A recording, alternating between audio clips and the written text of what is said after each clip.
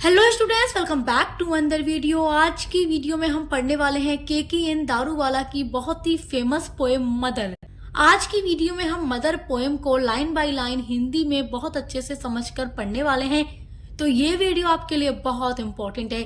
BA 6 semester English literature के paper number 1 के syllabus में यूनिट नंबर 2 में आपको मदर पोएम दिया गया है पढ़ने के लिए, और मदर पोएम के अलावा भी बहुत सारी पोएम्स दी गई हैं जिनको हमने पढ़ा दिया है, तो आप देख लीजिएगा। आज हम मदर पोएम को पूरा अच्छे से समझकर पढ़ने वाले हैं। तो पोएम आपके सामने यहाँ दिख रही होगी। चलिए एक एक लाइन को बहुत अच्छे से समझकर हिंदी में पढ़ते हैं, और इस पोएम से जितना भी आपका इम्पोर्टेंट क्वेश्चन आंसर होगा या MCQs होंगे, उनकी अलग से वीडियोज मैं अपलोड कर दूंगी। आप लोगों को टेंशन नहीं लेना है, आपको हर एक सब्जेक्ट की क्लासेस हमारे चैनल पर मिलती रहेंगी। चलिए देखते हैं। देखिए, ये जो पोएम है एक ऑटोबायोग्राफिकल पोएम है, और के.एन. दारूवाला ने ये पोएम लिखी है अपनी ही मदर पर, मतलब उनकी ही मदर को ये पोएम डेडिकेट है। तो चलिए देखते हैं, एक एक लाइन को समझते हैं। Your spine goes cracking now across the bow of your body. Spine मतलब होता है रीढ़ की हड्डी, जो रीढ़ की हड्डी होती है। तो योर मतलब यहाँ पोइट अपनी मदर को कह रहे हैं, योर यानी तुम्हारी, स्पाइन रीढ़ की हड्डी, गोज हो रही है, क्रिकिंग नाउ। क्रिकिंग का मतलब होता है जिससे चरमराने लगती है, या जब इंसान बूढ़ा होता है तो रीढ़ की हड्डी क्रिकने लगती है, यानी कि चरमराने लगी है। इंसान जब बूढ़ा होता है थोड़ा झुक जाता है। तो पोएट कह रहे हैं your spine goes creaking now, अब तुम्हारी रीढ़ की हड्डी चरमराने लगी है, across the bow of your body. बो मतलब होता है धनुष, तो अक्रॉस द बो, जो तुम्हारा शरीर है वो बो की तरह हो गया है, ऑफ योर बॉडी यानी जो तुम्हारा ये शरीर है बो की तरह हो गया है, धनुष की तरह हो गया है, क्योंकि जब इंसान बूढ़ा होता है वो झुक सा जाता है। तो पोएट कह रहे हैं कि जो तुम्हारा शरीर है अब झुक सा गया है। Your skin preserves the past in its creases like mummy wrap. Your skin यानी पोएट कह रहे हैं अपनी मदर को, जो तुम्हारी स्किन है, प्रिजर्व द पास्ट। पास्ट का मतलब अतीत, जो गुजर गया लम्हा, उसकी बात पोएट कर रहे हैं कि मदर, जो तुम्हारा पास्ट है वो तुम्हारी स्किन पर जो झुर्रियां हैं, इन इट्स क्रीजेस, तो जो तुम्हारे चेहरे पर झुर्रियां आ गई हैं उनमें तुमने अपने अतीत को सजाए हुए रखा है। Like mummy wrap. Mummy wrap देखो यहाँ पर एक सिमिली है, सिमिली के थ्रू पोएट बता रहे हैं मम्मी रैप की तरह। तो पोएट कह रहे हैं कि मम्मी रैप की तरह तुमने भी अपने चेहरे की झुर्रियों के पीछे अपने पास्ट को सजा कर रखा है। वो लम्हा जो गुजर गया, अब तुम बूढ़ी हो गई हो, तुम्हारे चेहरे पे झुर्रियां आ गई हैं, उसमें तुम्हारा पूरा जीवन छुपा हुआ है, उसमें तुम्हारे जीवन की पूरी कहानी छुपी हुई है। यहाँ पर पोएट ने मम्मी रैप का एग्जाम्पल दिया है, यानी कि मम्मी रैप का मतलब देखो, मिस्र में पहले होता था कि जो बहुत खास लोग होते थे, जब वो मर जाते थे, उनकी डेथ हो जाती थी, तो उनके शव को लपेट के रखा जाता था, तो उसको मम्मी बोला जाता था। तो वो जो मम्मी है हजारों सालों पहले के इतिहास को बताती है, पास्ट को बताती है। तो उसी तरीके से पोएट कह रहे हैं कि जो तुम्हारे चेहरे पे झुर्रियां आ गई हैं वो भी तुम्हारे पास्ट को सजाए हुए हैं, जो तुम्हारे पास्ट को दिखा रहे हैं। तुम्हारे जो भी पल गुजर गए हैं वो तुम्हारी झुर्रियों में छुपे हुए हैं। आगे पोएट कहते हैं, देखिए, योर आईज डोंट स्पटर, जो तुम्हारी आंखें हैं, don't sputter with the same fires. तो अब पोएट अपनी माँ को आगे कह रहे हैं कि जो ये तुम्हारी आंखें हैं अब पहले जैसे चमकती नहीं है, पहले जैसी आग, विद द सेम फायर्स यानी पहली जैसी आग अब तुम्हारी आंखों में नहीं है। देखो, जब इंसान जवान होता है, युवावस्था में होता है, तो उसके अंदर काफी एनर्जी होती है, आंखों में एक अच्छी सी नई सी चमक होती है इंसान के। तो पोएट कह रहे हैं कि जो उनकी माँ है अब बूढ़ी हो गई हैं और उनकी आंखों में पहली जैसी चमक नहीं है, उनकी आंखों में पहली जैसी ऊर्जा नहीं है, एनर्जी नहीं है। As they discharge the arrows of your love. लेकिन देखिए अब पोएट यहाँ पर क्या कह रहे हैं, एज दे डिस्चार्ज, जब वे छोड़ती हैं, the arrow of your love, तुम्हारे प्यार की एरो, तुम्हारे प्यार के तीर। एरो मतलब तीर होता है।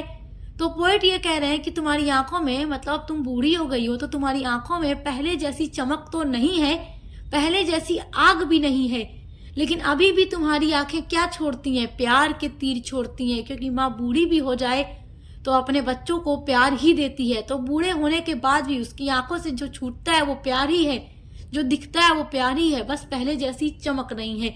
तो पोएट यहाँ पर वही बात बता रहे हैं कि माँ बूढ़ी भी हो जाए तो भी अपने बच्चों को प्यार ही देती है। Your memories flounder amongst your sons now. अब आगे पोएट कह रहे हैं योर मेमोरीज, ये जो तुम्हारी यादें हैं फ्लॉन्डर हो गई हैं, यानी कि अब तुम्हारी जो यादें हैं लड़खड़ाने लगी हैं। अब तुम पहले की जो भी बातें हैं, मेमोरीज हैं, उनको भूल गई हो। यानी कि देखो, जब इंसान बूढ़ा होता है तो पहले जो कुछ भी हुआ होता है उसको थोड़ा इंसान भूलने सा लगता है। तो वही बात यहाँ पर पोएट कह रहे हैं कि your memories flounder amongst your sons now. Amongst मतलब बीच में, ऑफ योर सन्स अपने बेटों के। अब तो अपने बेटों की यादों को पहचानने में अब तुम लड़खड़ाने लगी हो। You confuse the one who wet his bed. You confuse, और अब तुम खुद भी कंफ्यूज हो, द वन की वह कौन है, हु जो वेट मतलब गीला कर देता था, हिज बेड अपने बेड को। मतलब कुछ बच्चे थोड़ा बड़े भी हो जाते हैं तो भी बेड पर ही टॉयलेट कर देते हैं। तो पोएट वही बात यहाँ पर कह रहे हैं अपनी मदर से कि तुम बूढ़ी हो गई हो, तुम्हारी यादें जो हैं, पहले की जो बातें हैं शायद वो अब तुम्हारे लिए धुंधली हो गई हैं। अब तुम अपने ही बच्चों में पहचानने में कंफ्यूज हो कि कौन सा बेटा है जो बचपन में बेड को गीली कर दिया करता था, या फिर विद द वन हु, या वो बेटा कौन है, बीट थ्रू योर ब्रेस्ट, जो तुम्हारे ब्रेस्ट को काट लिया करता था। मतलब कि जब माँ बच्चे को स्तनपान कराती थी तो वो ब्रेस्ट को काट लिया करता था, एंड मेड देम सेप्टिक, और तुम्हारे ब्रेस्ट पर घाव हो जाया करता था। तो अब तुम थोड़ा पहचानने में भी कंफ्यूज हो कि तुम्हारा वो कौन सा बेटा है जो बिस्तर को गीला करता था, या फिर तुम उस बेटों को भी नहीं पहचान पाती जिसने दूध पीते समय तुम्हारे स्तन काट लिए थे और उसको घाव कर दिया था। तो यहाँ पर पोएट अब अपनी माँ के बारे में ये सारी बातें बता रहे हैं कि कैसे माँ जब बूढ़ी होती है तो वो इन सब चीजों को पहचानने में भी गलती कर देती है, लेकिन उसका जो प्यार होता है बूढ़े होने के बावजूद भी कम नहीं होता।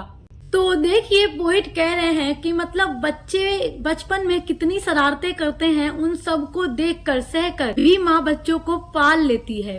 अब आगे देखिए, when my children ask you. अब देखिए जो पोएट हैं अब वो अपनी माँ के लिए क्या बात कह रहे हैं कि व्हेन माई चिल्ड्रेन, जब मेरे बच्चे आस्क पूछते हैं यू तुमसे, यानी कि अब पोएट के जो बच्चे हैं, तो पोएट के जो बच्चे हैं तो पोएट की मदर क्या लगेंगी उनकी, पोएट के बच्चों की दादी लगेंगी। तो अब पोएट कह रहे हैं when my children ask you, जब मेरे बच्चे तुमसे पूछते हैं, thinks about your childhood. Thinks about यानी तुम्हारे चाइल्डहुड के बारे में, तुम्हारे बचपन के बारे में। माँ जब मेरे बच्चे तुमसे पूछते हैं, यानी जो तुम्हारे पोती पोता हैं, जब वो तुमसे पूछते हैं कि दादी अपने कुछ बचपन की यादें बताइए, अपने बचपन के बारे में कुछ बताइए। देखिए बच्चे अक्सर ऐसी चीजें पूछते हैं दादी से या दादा से कि आप लोग बचपन में क्या करते थे, क्या खेलते थे, कैसे क्या करते थे। तो जब मेरे बच्चे तुमसे पूछते हैं माँ तुम्हारे बचपन के बारे में, your smile becomes remote and enigmatic. तो ये जो तुम्हारे चेहरे पर स्माइल है दूर तक जाती है, एंड इनेजिमेटिक मतलब होता है कि रहस्यमयी, मिस्ट्री। यानी कि देखो जब बच्चे दादी से पूछ रहे हैं कि आप अपने चाइल्डहुड के बारे में बताइए, तो वो दादी जो है स्माइल करती हैं और उन्हीं यादों में खो जाती हैं, और बच्चे सोचते हैं कि अरे दादी को क्या हो गया, हमने तो दादी से उनके बचपन के बारे में पूछा था और दादी मुस्कुरा रही है और कहाँ खो गई। तो दादी को वही चाइल्डहुड कहीं ना कहीं याद आ जाता है और दादी मुस्कुराते हुए उन्हीं में खो जाती हैं। तो वही बात यहाँ पर पोएट कह रहे हैं कि जब मेरे बच्चे तुमसे पूछते हैं तुम्हारे बचपन के बारे में, तो तुम मुस्कुराती हुई दूर तक कहीं खो जाती हो। अब देखिए पोएट आगे क्या कह रहे हैं, once in 6 months now you press them to your body. तो अभी भी पोएट यहाँ पर दादी जो है, दादी का मतलब पोएट की जो मदर है, तो अपनी मदर के लिए कह रहे हैं, अपने मदर के पोती पोता यानी पोएट के जो बच्चे होंगे। वंस इन 6 months नाउ यानी 6 महीने में अब एक बार ही, you press them to your body, तुम बच्चों को अपने शरीर से लगा लेती हो, अपने बॉडी से लगा लेती हो। यानी अब माँ बहुत कम बार ही अपनी इमोशंस, भावनाओं को दिखाती हो, और अब 6 महीने में एक ही बार तुम बच्चों को अपने गले से लगा लेती हो, अपनी बॉडी से लगा लेती हो। यानी दादी जो है बच्चों को प्यार से गले लगाकर खिलाती हैं। To remind us that love, हमें याद दिलाने के लिए कि प्यार was the only written word, तो अब पोएट ये कह रहे हैं टू रिमाइंड अस, हमें ये याद दिलाने के लिए दैट कि लव, ये जो प्यार है, वॉज द ओनली, केवल था, रिटेन वर्ड, लिखा हुआ एक शब्द, in the scripture of your hands. Scripture का मतलब होता है धार्मिक किताब, यानी कि माँ के हाथों में ये जो किताब है, पोएट कह रहे हैं ये जो स्क्रिप्चर है तुम्हारे हाथों का, ऑफ योर हैंड्स, ये जो तुम्हारे हाथों का स्क्रिप्चर है, किताब है, उसमें क्या लिखा हुआ है?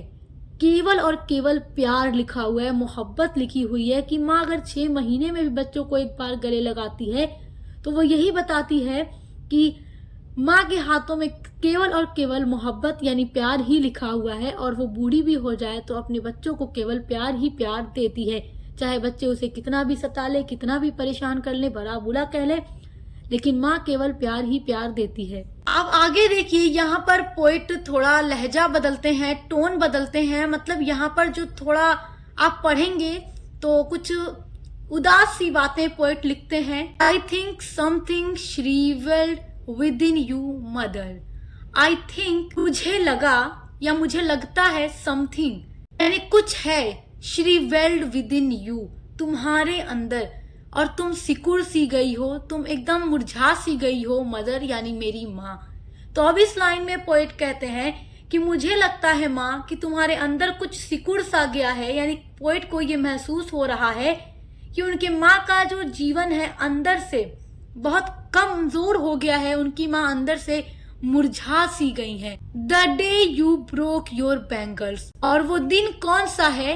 द डे, वो दिन है, यू ब्रोक, जब तुमने तोड़ा, योर बैंगल्स, अपनी चूड़ियों को, and shook the lion dust, और तुमने शूक कर दिया यानी कि तुमने झाड़ दिया, छुड़ा दिया, द लॉयन डस्ट, अपने माथे से सिंदूर को, of my father from your bro, मेरे पिता के हाथों के लगे, मेरे पिता के नाम के जो सिंदूर तुम्हारे माथे पर लगे हुए थे, तुमने उनको छुड़ा दिया, अपने हाथों में पहनी ये बैंगल्स तुमने तोड़ दी, उस दिन से तुम मुरझाई सी हो। और वो दिन कौन सा है? वो दिन है जब मेरे फादर की डेथ हो गई और तुम एक विधवा हो गई, तुम्हारे पति की डेथ हो गई, मेरे फादर की डेथ हो गई। जिस दिन तुम विधवा हो गई, तुमने अपनी चूड़ियों को तोड़ दिया, मेरे पिता के नाम का सिंदूर छुड़ा दिया, उस दिन से माँ तुम मुरझाई सी हो गई हो, जैसे कि मानो तुम्हारे अंदर की भावनाएं, खुशी, उत्साह सब कुछ समाप्त हो गया हो। तो देखिए, इस पूरी पोएम में पोएट ने अपनी मदर के बारे में बताया है, और वो उस दिन की भी बात करते हैं कि जब उनके फादर की डेथ हो गई, उसके बाद कैसे इनकी मदर सिकुड़ सी गई थी, और बचपन से लेकर आज तक कैसे उन्होंने अपने बच्चों को पाला, हर एक चीज के बारे में वो इस पोएम में लिखते हैं। माँ का प्यार वो इस पोएम में दिखाते हैं। बहुत अच्छी रियलिस्टिक पोएम है ये। आई होप कि आप इसको बहुत अच्छे से समझ गए होंगे। तो ऐसा ही हम एक सीक्वेंस में आपके लिए हर एक यूनिट्स अपलोड कर रहे हैं, तो देखकर अच्छे से पढ़ाई करते रहिए। इंग्लिश लिटरेचर के अलावा भी आप कोई भी अदर सब्जेक्ट पढ़ रहे हैं तो आपको पूरी वीडियोस मिलेंगी, को करिकुलर की भी वीडियोस मिलेंगी।